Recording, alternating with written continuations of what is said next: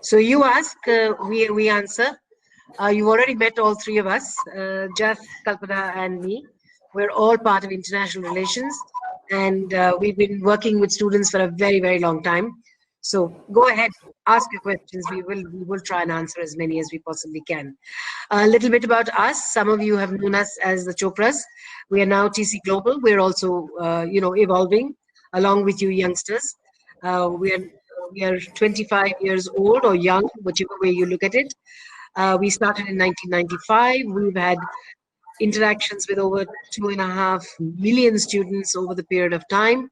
And we're delighted. We've always said we help to shape lives and careers, and we hope we can help you as much today. Lots and lots of partnerships with universities. You've seen how many there are today. We couldn't take any more, actually. If we had taken more, then there's only so much that we can all do. So welcome all of you to our virtual Global Education Interact, and a very warm welcome.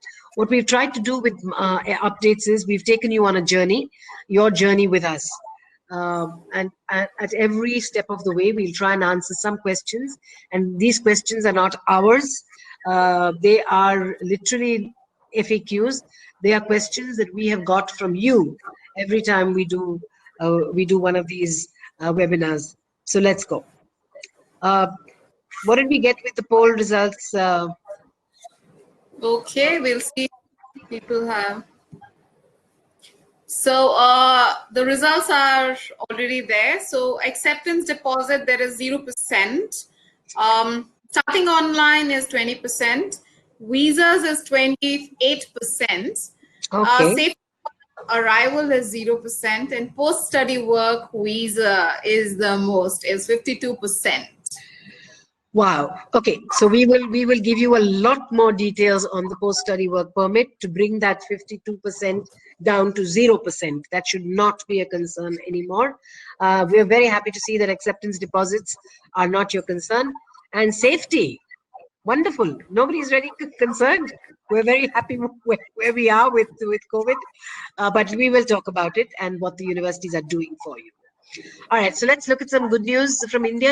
Among all this despair and gloom, there are some things which are great. The IB board, all the national boards have released their results.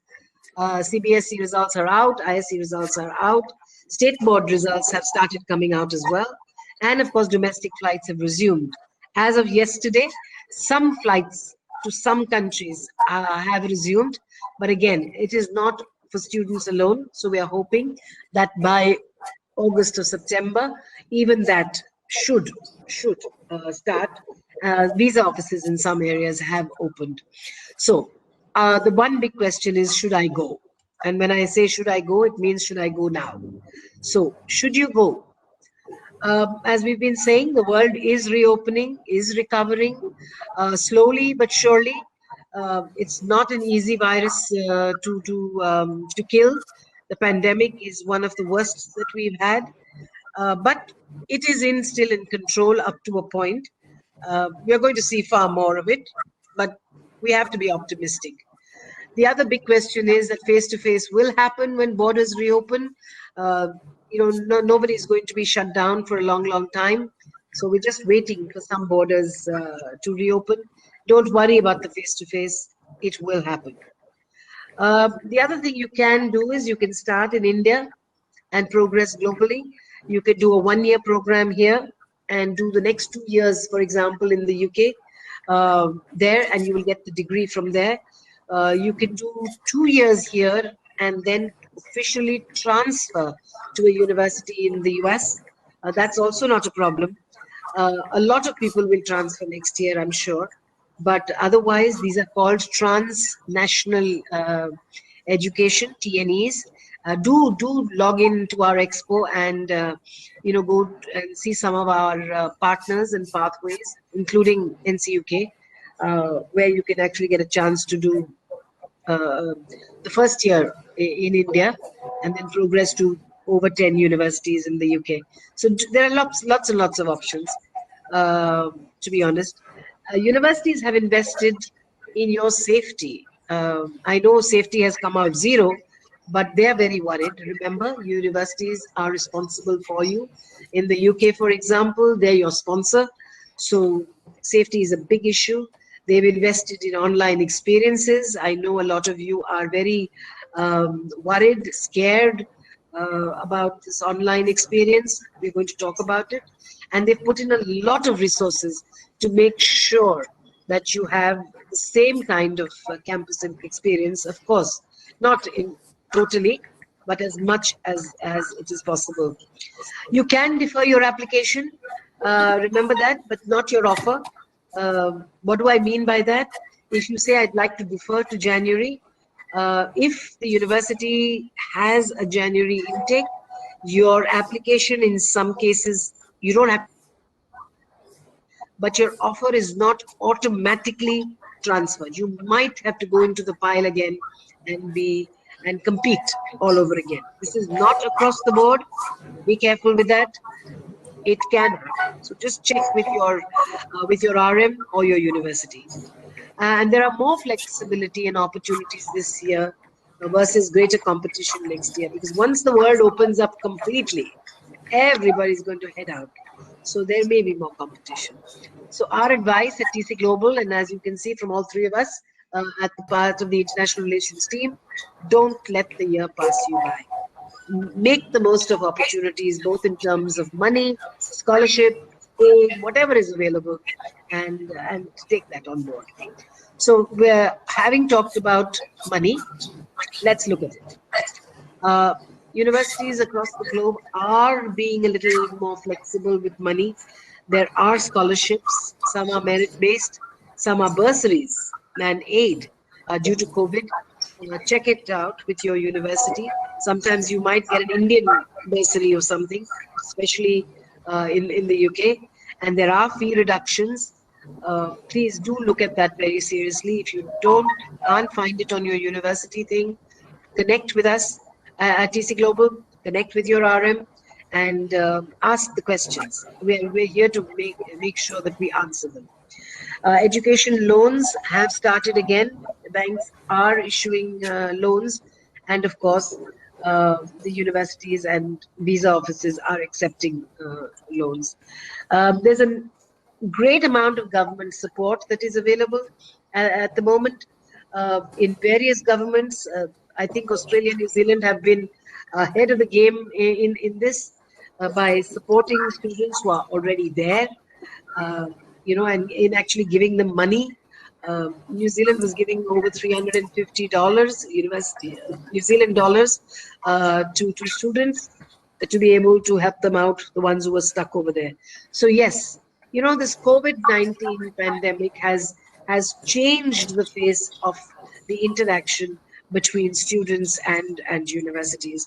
Universities understand that people are suffering in many, many ways, and wherever they can help, they are. They are. All right, so let's look at some of the questions. What about acceptance deposits and money matters? Kalpana, if a student defers his or her offer to the next intake, will the scholarship still be active? So I think you've already covered it. You definitely can defer the offer. It is not the offer which gets deferred, it is your application. So for next year, your scholarship may not get deferred. So it would depend on the number of students for next year and the pool of scholarship that the university has available for next year. If you have a scholarship this year and you have the option of starting online, we would recommend you start your course this year. Yeah, otherwise, maybe your scholarship will get deferred with you, but unless you're an absolute rock star, it may not. So just be careful with that. Jazz, will I get a discount on my tuition fees if I opt for mixed or this hybrid learning? Good question, and the answer is highly unlikely. Universities aren't offering discounts on their tuition fees. There's reasons for that, and I'll state number one.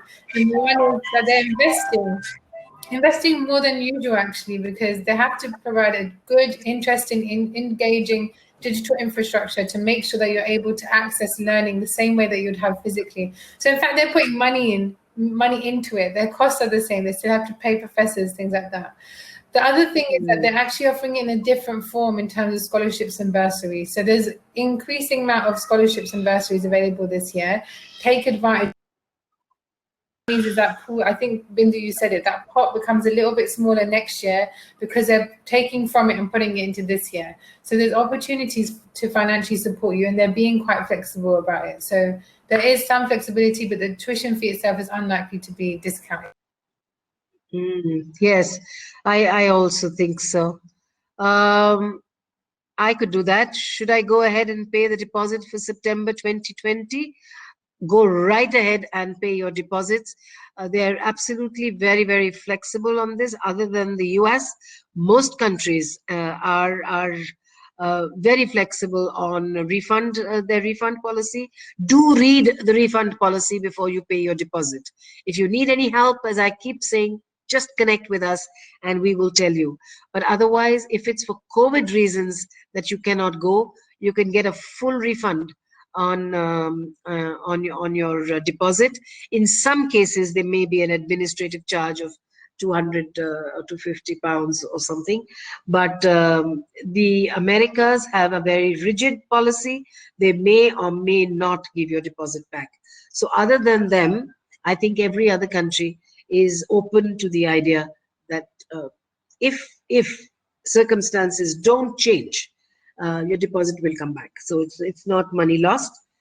But if you've paid your deposit, your place is held even if you defer. So that's I would say pay it. All right. So now that we've got the basics, let's move on. So how and when will I start? Big question.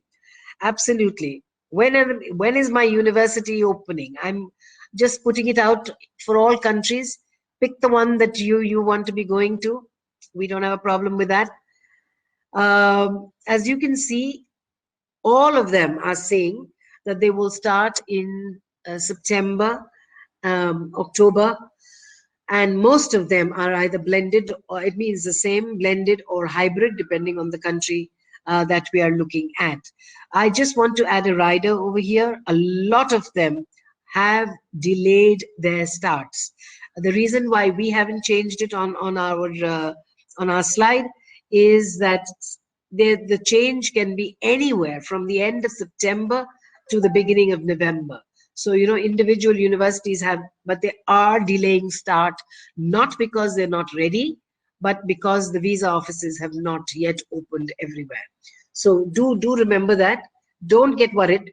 In fact, it should not worry you. They are going to start. Definitely, this intake is not being cancelled. So what exactly do we mean by hybrid or mixed mode or blended learning? It's a mixture of online and face-to-face. Remember, you're all getting very worried about the word online. It is not correspondence course. It is not distance learning. It's a mixture of online and face-to-face. This will be available even when you are on campus. Just remember that.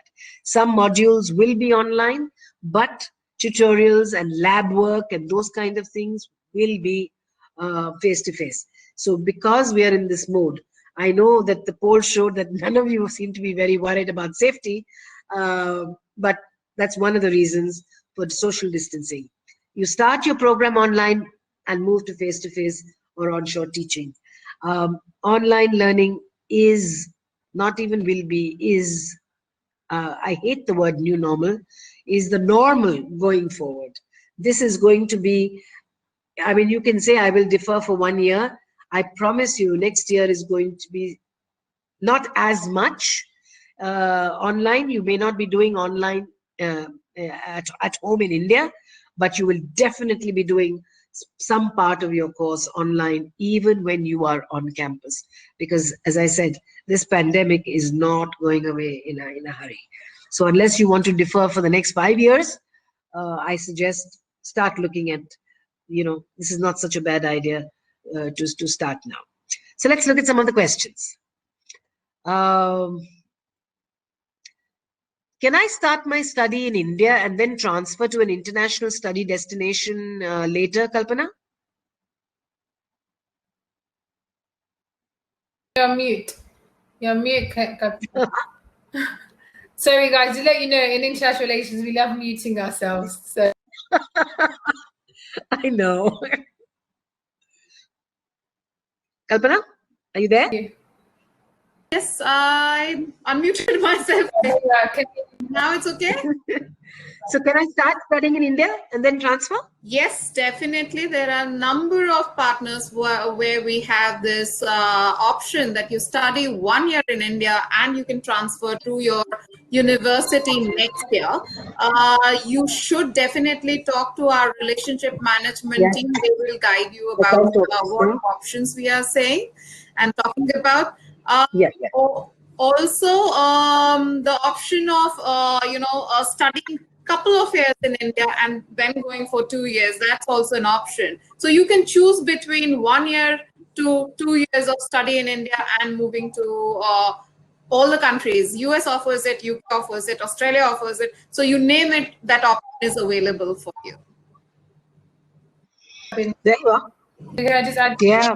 So Yeah, go ahead. in that you'll save money, right? Think about that. You'll save a lot of money. Right? You don't have to pay for accommodation. You can delay that travel costs, all those kind of things. And also you're getting a global degree at the end of it. The degree you're getting is by a global university. So you'll get that exposure, you get that experience, but you just have some more time to access it. And also for safety purposes, it might really work in your favor. We know you're not concerned, but everybody is. It's just they make that assumption that safety is an issue, right? So there's a really Yeah, you can save over 25 lakhs for that year by doing it, by studying in India. So the cost of your course in the UK, for example, you're only going to pay for 2 years, which is a huge saving. Yeah, thanks, Jess. That is a huge saving. How about this one? Will hybrid learning affect my employment opportunities, Jess? No, in fact, it will enhance your employment. What you're doing is demonstrating that you adapt really well and that you're progressive, that you're able to work remotely. And if you notice, loads of people, millions, billions of people around the world are working remotely right now. So the more you can do to demonstrate that you have that skill set, the more employable you'll become. So if anything, it affects it, but in a really positive way. You're showing that you have those skills and that ability to adapt. Absolutely. With online learning, I'm lacking motivation to do any work without my peer group. Kalpana?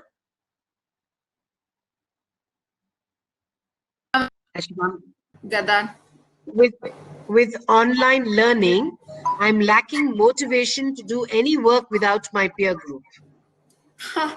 That is that's absolutely not true. The way we are looking at this is we are working collaboratively here.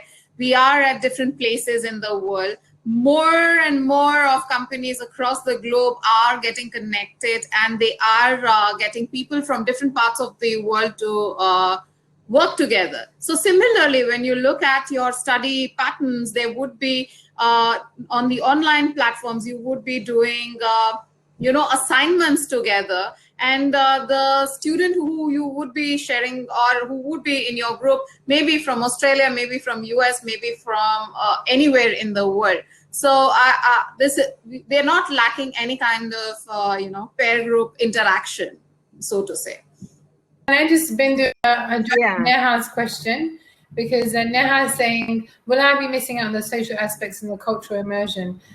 No, because universities are going to be super conscious about allowing to have that. In fact, what you'll be gaining is even more of a global network. So imagine everybody's online, everybody's connected, and they're all in the same boat. They'll make that connection stronger. So when you get there physically, you'll have this group of friends that you made online, that you worked with, that you've had really focused on being what we're doing right now in the GI. This is networking. This is virtual networking. Do you feel like you're not immersed in it? Do you feel like you're not getting stuff that you need? Are you able to have the conversation? Of course. So think about universities have considered this. This is their bread and butter. They'll be doing that, making sure that you're getting that. As soon as you get there, you'll get even more. So don't worry.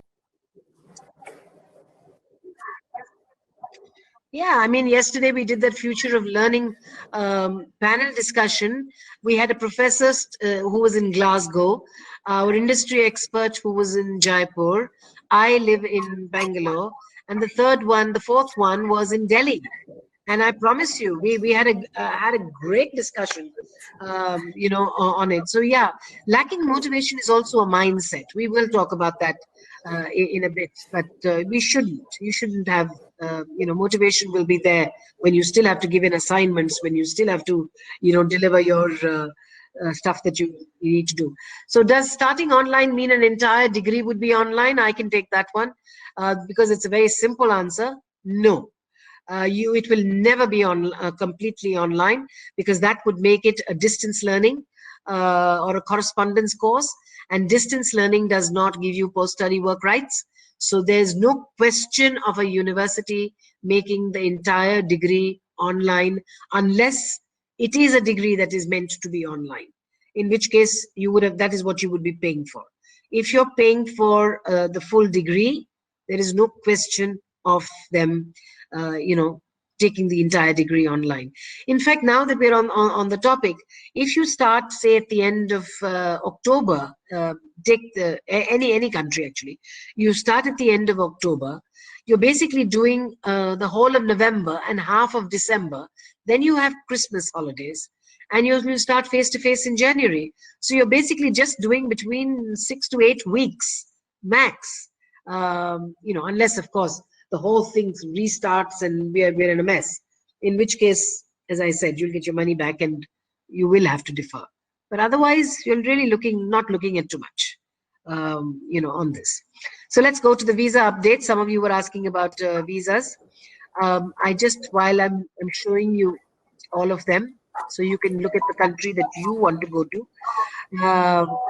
All I say is that the visa processes have not changed. The stringent requirements of documentation have not changed. All we can tell you is that they're taking longer for the visas to come through, for the simple reason that there will be a huge backlog, one, and two is there's only half the number of people in the visa offices now. A lot of them have gone back when the lockdown started, and they have not come in yet. So the USA, to start online, you do not require a visa. Consulate is not open, and the borders are not open to international students. Canada is one of the few countries that are asking for visa before your online start. Not difficult. If those of you who had a visa or had applied for a visa before the I think 18th of March, can still even go. The borders are, no flights are going, but you can actually go to Canada to study. But they require a visa. So start applying for your visa. It's going to take a little while. But even if you can't get the biometrics done because of a lockdown in your area, you can still put your application in and then start. So you can start the process online. Europe, you do not require it for online start, and some visa offices have opened. But Europe is a great country. Huh? They're starting face to face. Germany is quite clear that they're starting face to face in the month of September. So go for it. Ireland, some of you were talking about, you must have a visa prior to starting online because the online hasn't started yet. So the only thing with Ireland is that it will take 4 weeks minimum to get your visa. And if it's something that you want to travel with and go to Ireland, then it will take you should do it 7 weeks prior, because they've taken the 2 weeks of quarantine into the mix. They are the few countries that are accepting Duolingo for visa. So go for it. And the visa office has opened. So those of you who were asking about Ireland, I think it's a super great place at the moment. all systems are tickety-boo and are ready to go. UK does not require visa for online courses, and the visa offices have opened. Visa not required for online courses in New Zealand, but as you can see everywhere, they may or may not require a visa for online, but they are slowly opening up. As far as getting lots and lots of people are very worried about their visas. Please don't be. Nothing has changed in terms of the process, except it's taking longer. And my advice for those of you who are in their heads saying maybe we should go, even if we don't, even if it's just a maybe, do connect with our visa team right now. If you want to connect with them today, just go to Expo and go to the visa desk and get your checklists from there. If you already have an offer, and after all of us talking to you, you feel that maybe I should be prepared. I'm not saying apply, but at least be prepared. As soon as they open, you should be there. So let's look at it. I have paid fees. What will be the impact of COVID-19 on further process and visa? So if you've already paid the fees, are you accepting the offer? If you are accepting the offer, the options are that you either start online, or if you are planning to defer, then we can look at other options, which are refund. But most likely, when you've already paid the fees, we think you would be going for the next online options available, or the blended options available, not the online, the blended options. And as soon as the borders open, you can move to the destination country. Yeah, thanks. Nothing has changed on, as I said, go to the visa desk today. What is the deadline to apply for visa for September 2020 intake? I can take that one. I don't know which country we're really looking at for this, but there's no deadline. I would say anything from 6 to 8 weeks prior to course start date is when you can. Some countries, you can do, UK for example, you can do 90 days prior, 3 months prior to course start date. They are seriously looking at making that 6 months. They haven't done it yet, but right now it is at 90 days. America, when it opens, USA, when it opens, is 120 days.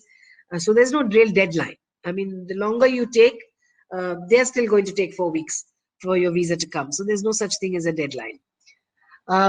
Can I file my visa online now, Jess? Depends on the country, but yeah, there's a number of answers. But most wait. Yeah. Bindu, you want to elaborate on that? I can tell. Yeah, no, you can. Can I file my visa now? In some countries you can, some countries you can't. The visa offices that have opened, you can. Where they haven't, in fact, Australia, we haven't opened, but you can still start putting a file in.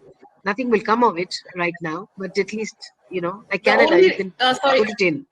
So But yes, ma'am, I would like some to add countries to you that. can. If you're filing for Australia, definitely file. There is Yeah. no problem. But remember, the medical is valid only for 3 months. Okay. And if the visa does not come in those 3 months and the borders don't open, so we don't know when the borders are going to open. So you may have to do your medicals again. So better is you keep the file ready. As soon as we know the borders are opening, we'll get you to file the visa.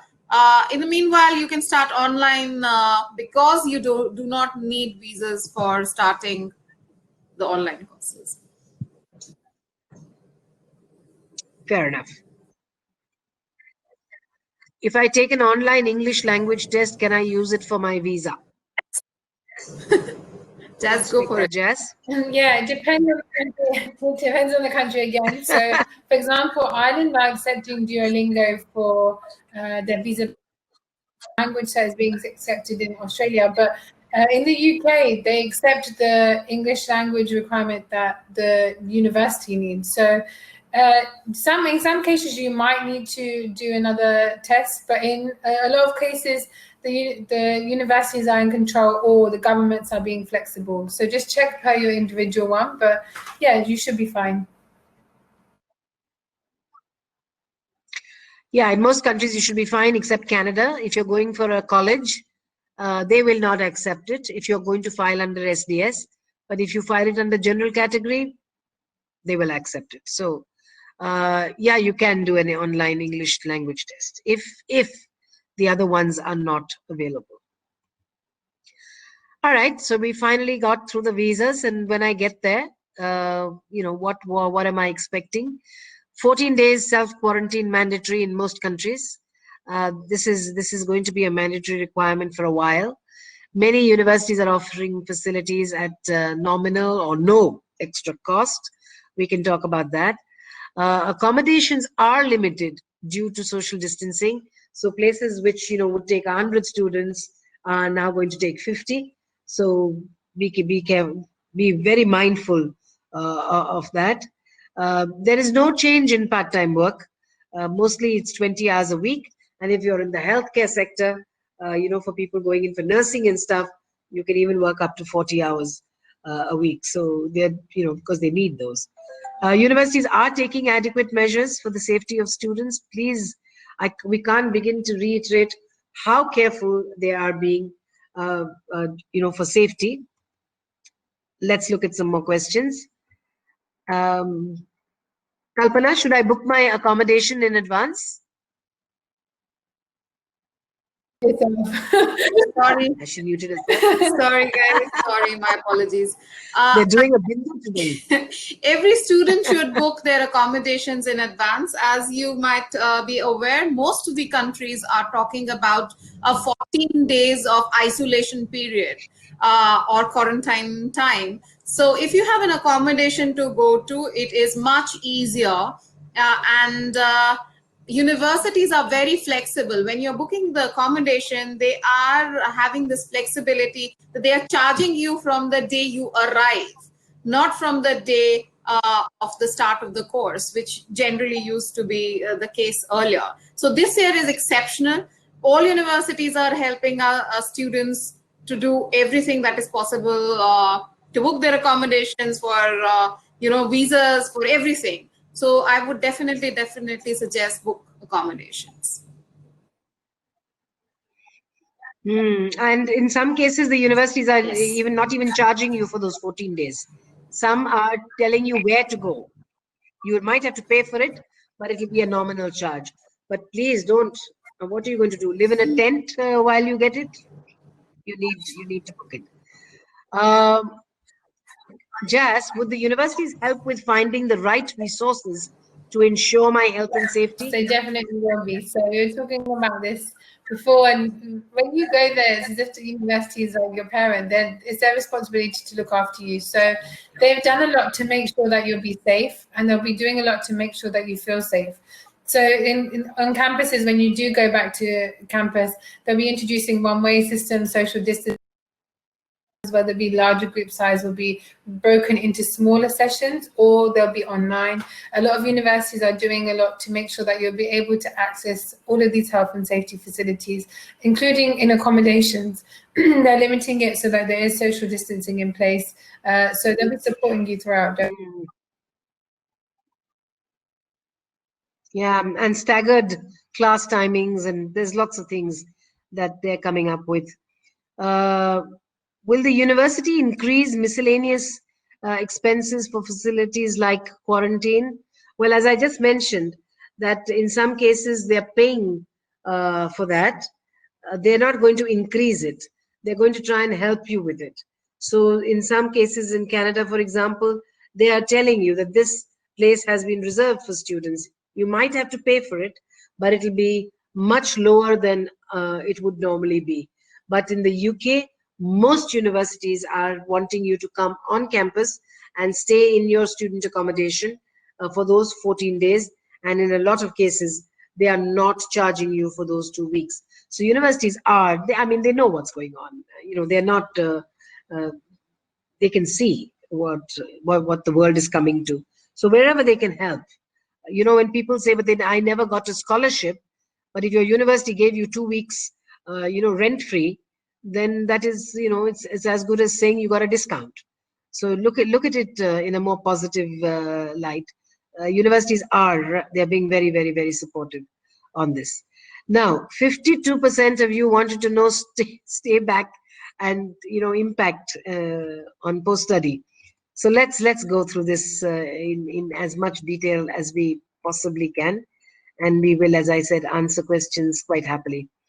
The USA, in spite of all the talk and the bluster, it has not been impacted. The story with the deporting of students and all, if you notice, has been revoked. For those of you who don't read the news, it has been rescinded, it has been revoked. There is no problem at all. Online programs, if you start online, do not require a visa. At the moment, the borders have not opened, and the consulates have not opened. But as far as stay back options are concerned, the OPT and CPT has not been impacted. So if you're a STEM student, you will get those extra 2 years. If you're not a STEM student, you will get your 1 year. So please, nothing has changed in the US. Canada, and by the way, to get the stay back, even if you go online, a minimum of 1 year on your F1 visa is required to be able to get get your stay back. So stay back is not impacted in Canada as long as you do 50% of your course on onshore. So there you are. The stay back in the UK GIR is not impacted if you go to the UK by the 6th of April 2021. Anybody finishing their course in the summer of 2021 is eligible to get the 2-year stay back. It's a new rule, and the beauty of the UK rule is that there are no limitations on getting that visa. If you've done your course in the UK, you've got a UK degree, you can get a 2-year stay back. It's not limited to you have to have a job, you have to do this, it has to be relevant. Nothing. You can just apply for the GIR route and you will get it. Ireland has no change at all. Your 2-year stay back that has been there for the last 2-3 years is very, very much there. Germany, in fact, is even easier. So there's no impact as long as 6 months has been completed onshore. So even if you have a 2-year program in Germany and you've done at least 6 months out of that 2 years in Germany, you will get your 18 months. So as you can see, they're being very, very flexible. Students in Australia need to be onshore for 16 months, but there is talk that this might become a little more attractive. We're waiting for the clarity. It should come in the next 2-3 weeks.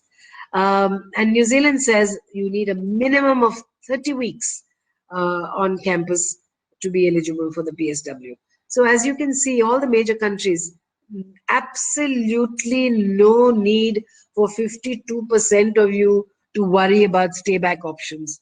That should be the least of your problems. All stay back options are available. All career centers at the universities are working overtime.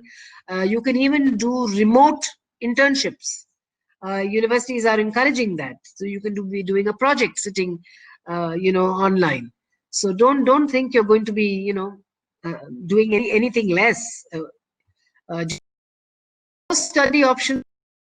After all this that I've said, the answer is short and sweet and simple. Yes. Any other extras you need to know? Just ask this particular countries. Kalpana, as most institutions have started online learning, will that affect my post-study work visa? Not at all. Every country is allowing that flexibility, as I said earlier. They are pretty flexible, and as Bindu ma'am just now said, every country has given the duration of online study that students can do to avail the post-study work visa. So any country that you that already had a post-study work visa in place, or countries like UK where the post-study work visa is coming into place by 2021, Nothing is going to change. You start in a hybrid mode, you will still get your post-study work visas. Yeah, thanks, Kalpana. Jess, what jobs are trending post COVID-19?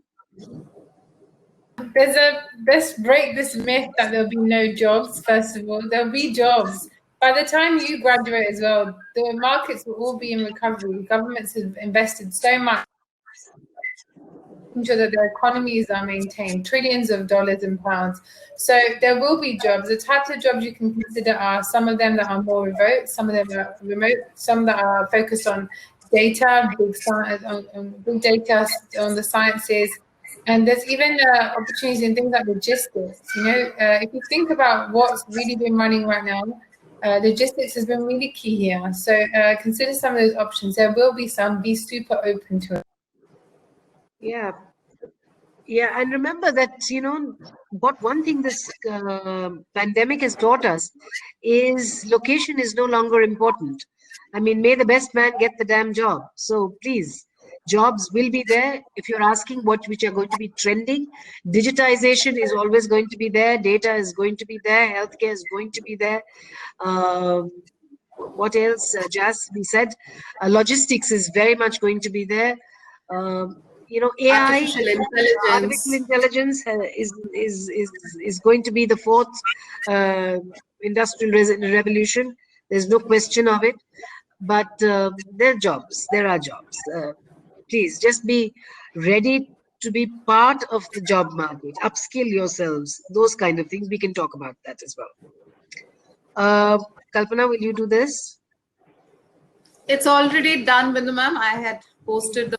Let's see the results. Okay, tell me.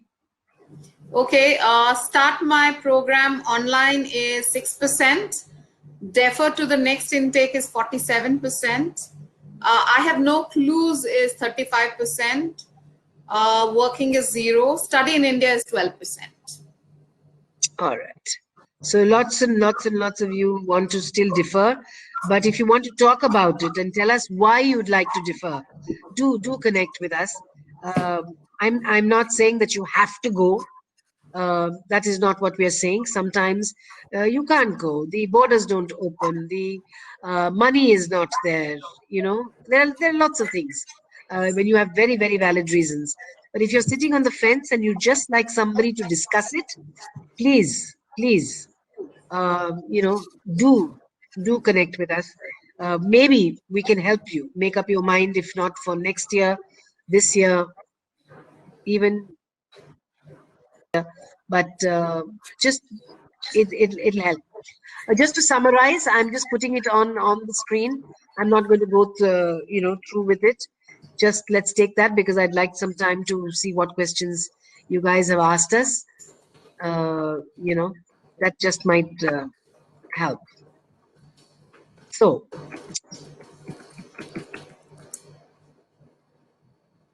let's take us on board. Let me stop sharing this. Okay. Shall we go through a couple of questions? I'll give you a couple that I noted. Yeah, let's go. How from IELTS? Someone was asking about to go to Australia, and I advised them that they should. I'll take that one. PTE and IELTS are very, very similar. They all have reading, writing, listening, speaking skills. One is completely computerized and the other, was completely paper-based, though they have now started a computer-based IELTS as well, not everywhere. But in India, there are a few centers. I mean, Bangalore, where I live, there is one. But otherwise, one is computerized, one has a human element to it. The speaking is done, face to face, while everything on the PTE is done on the computer. So otherwise, they're pretty similar in the 4 areas that they're looking at. Another one. Hi. Some cities in India are going back under lockdown, making it difficult to get a visa before online classes begin for Ireland. Can any relaxation be requested for this, considering classes start 3rd week? I want to just start by saying I love that you think that we have the power to influence government enough to have relaxation. Very. I will have that. Yeah. Kalpana, you want to take that, Ash? Yeah. The immigration Ireland is very, very helpful. They will look at the cities from where you are filing. If there has been lockdown issues, that can be escalated. But mostly what they are saying is if you file your visa and with all the documentation, with the what is it called, Bindu ma'am? Pay. Check and verify. Yeah, check and verify. The processing time would be much lesser. And also there may be, we may come back to you with this flexibility where if the university allows, you can start in a blended mode even before getting the final visa. They might offer you a AIP. That's the kind of conversations that are happening as on today. So you might start your courses with an AIP, which is approval in principle, where the visa is still being, processed, but they think everything is in order and you can go ahead and start your courses. So we will come back to you with more information shortly. Bindu ma'am, would you like to add anything? No, the only thing I will add is remember it's all online anyways. That can be done. That's not a problem whether there's a lockdown or not. The only place we worry about is one is you need a police clearance and the biometrics. So those are the areas where, and they're being, as I said, no rules are being bent for that kind of flexibility. And Ireland is no exception. They want all the documentation in place, but you do a check and verify. There is a cost to it. It's about 4,000 rupees. 4,000 rupees and 4,315. something. Yeah, and that will, it's like paying for a priority. They're not calling it that, but it's a check and verify. You will get fast tracked slightly. It's still going to take about, instead of 4 weeks, it will take 3. But please do go in for that check and verify. Another question here. I'm trying to go into journalism and the humanities a little away from the STEM fields, which is nice. What do you see for the future of media students? I'm happy to take a stab at that one. Yeah. Creative opportunity. If you've noticed now that we live in a world where information is immediately accessible. So if anything, it's a really evolving. What you'll know as well is when information is immediately accessible, false news is becoming increasingly something that we're aware of. So good journalism, good media students are definitely going to be something that is in requirement and is in demand. So you should be thinking about that. I think there's a great opportunity for you there. Anything to add? Yeah, in fact, one of the questions was on what is trending, what will trend. Actually, thank you for putting the idea in our head. Media may be an area which will pick up, because as you said, we have an information overload, but content writers, I mean, every damn web, we have so much trouble putting in good content. So if you're good at that, you can sit at home. The only thing is, I'm sure you don't want to sit at home anymore, but yeah, we're all waiting to get out. Opportunities. Next question. How is the UK for Masters in Construction Management? Also, what other courses would be good in the UK? The last part is a really broad question. So, but the first one, construction is great. Do you have a construction company of your own? Are you is the family in that area? There's some really great university programs. I worked for Pearson before this, and we did have links to the universities that were offering. And there's some really fantastic ones where you get experience with large organizations. So what you should be doing is when you're connecting with universities, asking them, what are your employer links? Working with to get me exposure. There's so many which have these amazing facilities where you can physically try and do these products, do these projects, and you can test them out. So I think there's great opportunity for it. It just depends on your profile and your interests. Just to a lot of you are asking, can I just finish that? Yeah. A lot of you are asking about jobs and employability. The only advice that we can give you is that all universities have such strong career centers, They help you from helping you write your CV, not writing your CV, but helping you, put in a good CV, interviewing skills. Sometimes it's not about coming first in class. Important, very, very important to get good marks because it shows you're hardworking. But alongside that, if you don't have interviewing skills, you might find your best friend who's not as clever as you or doesn't have as good marks, but is such good interviewing skills, walk away with the job. So our advice for all of you out there is that anybody who goes to university, please, the career center should be your best friend, bestest friend, if I can put it like that. You get a job. Yeah. Sorry, Kalpana. Go on, KZ. She was going to say something. I also wanted to talk about the career center and also the programs which are 1+1, where you get that 1 year of additional, work experience to work with, companies, and that enhances your complete profile. Okay, in England it's called a sandwich year. In North America it's called a co-op year. So it means the same thing. 1 year of your study is done at full year. Is you're working and you're paid, but remember you have to pay taxes on it. But you're paid for it. It looks great on your CV. Any other before we? I think that's like most of our questions aren't answered. So if you have any other questions, feel free to just drop them in. We'll give you a couple more minutes. But it'd be good if I could ask both of you, what do you see as the opportunities and the difficulties in this time of COVID and global ed? I think it's more the mindset. I think we've made up our minds that this online learning, they're basically scared of it. I'm not surprised. I mean, I'm petrified of using technology the way we are doing now.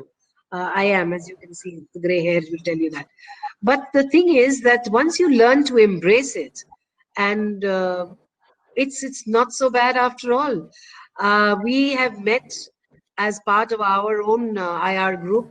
We meet every single day, and so the first 5 minutes is spent discussing lots of other things that are going around us before we get down to work. So the question about I'm not motivated. So one of them really wrote to us and said, I'm not motivated. But you can be if you change your mindset and say, not so bad, this is what we're going to live with. All of us are living at home. I'm sure your parents are living at home and sort of everybody's driving each other crazy. But new normal, my world, normal. So yeah, I think that's the biggest learning, is that we have to be adaptable. The buzzwords that employers are using are very simple: agility, resilience, adaptability, adoptability. Anybody you talk to is talking about these are the buzzwords that do certification courses, while you all are waiting. Do short-term 6 weeks, 4 weeks, 3 weeks certification courses. So what if you're a humanities student? So what if you're a journalism student? Do one on digitization. It'll just help you. Short-term. To give you context, by the way, when Bindu was saying this, she said she calls herself technologically challenged, and yet hosting us right now. She's hosting us. She's been doing this whole thing. And when she's talking about our international relations team, we're in different continents. So some of us are in India, some are in Europe, some of us are in the US, and we're still able to connect across that time zones. We make it work for each other. We have that connection. It's nice. You're meeting other people outside your household, having a chat, and I miss giving them a hug, but I don't feel like I'm missing connecting with them. In fact, I connect with you more now than I did when we were sitting in the same ever before. So yeah, true. So true. Daisy, any comments before I answer? I think both of you have actually summed it up very nicely. The only one thing I would say is this is the time when we are seeing very, very different innovations happening. A number of companies and individuals are coming up with brilliant ideas. And this is the time when I was talking to one of our university partners who said, we always thought a commerce student or an art student is an art student. But this time around, what they're doing is they're picking up subjects of engineering, of areas which they had never thought, you could blend together. And they're coming with fabulous ideas. As Bindu ma'am said, employers are looking at these buzzwords, which is resilience, which is adaptability, adoptability, and stuff like that. So guys, here we have this opportunity, and it's up to us to avail of this opportunity. So all the best to all of you. That's a beautiful point. I was speaking to Sean, who leads us at TC Global, and I said that sometimes I feel like I'm the jack of all trades and master of none. And he said the future is being the jack of all. No one's going to master anything. They master it by being the jack of all. And this is complete. It's about diversifying your profile. So should we just answer 2 more questions and then we'll close up? Yes. Okay, we've got a question. What about sports management in the UK? I assume you're asking if there's good programs. There's some great programs. You'll find that like skills here, and the England Football Club go and use Keel's grounds to practice in. There's some really fantastic universities that are offering, huge premises and facilities for you able to do sports management. My sister did sports management at Leeds, and she loved it. She really enjoyed it. But you guys have anything to add? Australia and the UK, I would say, are the 2 sports crazy, sports, very, very strong sports management, sports science, exercise science, human movement science. Australia has some wonderful, wonderful courses. I would say these are the 2. If you wanted to do sports science, in fact, we have 2 universities here who are masters at, they are at world level. One is Loughborough and the other one is Stirling. So both of them are here today. If anybody is interested in sports science, please, I hope your marks are decent. We don't know that, but do get if you get a chance, go into the expo and talk to them. They're absolutely world class. I think is Queensland also here, Kalpana? University of Queensland in Australia also pride themselves on as sports management people. These are the, when you say what is the best university without telling us a country, well, we've given you 3 best universities for sports science. But I want to add to our last question. I just remembered for our future of learning chat. In fact, the guy who's there today from Essex, he yesterday, 2-3 days ago, I was talking to him, and he was saying that it's amazing how they're changing their curriculum now, universities, and adding stuff even to business courses. I mean, data analytics and those kind of things into their business courses, because that's the need of the hour. So guys, look at the modules. And when you're talking to a university, please, you're not any lesser than them. I mean, ask them the questions. You're waiting to ask us questions, ask the university the question. Let them answer it, because each one has certain specialties, and it's not about rankings. A lot of you look at rankings. It's not about rankings. It's about a university and their specialties, their departments, which are stronger. You might have a fabulous university. I was going to name one, but never mind. But they're not. I'm going to now keep quiet. But let me tell you, for engineering, they're fabulous. I mean, they're absolutely fabulous. But for law, there are many who are way ahead of them. And yet everybody wants to go there because they're a big name and they're very highly ranked. So do look at your rankings. Do look at the departmental rankings rather than overall. Let's take 1 or 2 more and let's. Last question is, I want to know about business analysis courses in Canada. What do you want to know about it? I think What I want. you might be best connecting with one of our relationship managers. They'll have a conversation about your individual profile. So if you're when you're asking these questions, they're so broad, and we don't want to answer them without understanding about you. That's the whole point of TC Global. This is what we're about, is about making sure it's the best for you. So the best thing to do is connect with one of our relationship managers in the expo. They'll have a more in-depth conversation to understand you, what you want, your interests, your eligibility. Go ahead and provide you with a really good list of universities that you can connect with. Yeah, I would just say that data analytics, business analytics is a super course, because it covers a range of industries, not restricted to IT alone. I mean, you could be working Google in analytics, and you could be working for a manufacturing company in their analytics firm. So as a subject, if you're asking us, forget Canada. As a subject, I think it is super. There'll always be a job for data analytics. And I think we should take this last one.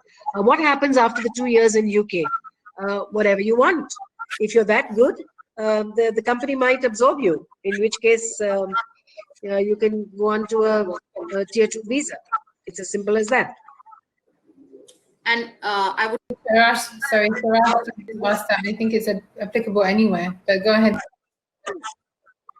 With the point-based system now, which has come up for the UK, I think there are multiple openings for everybody who is good.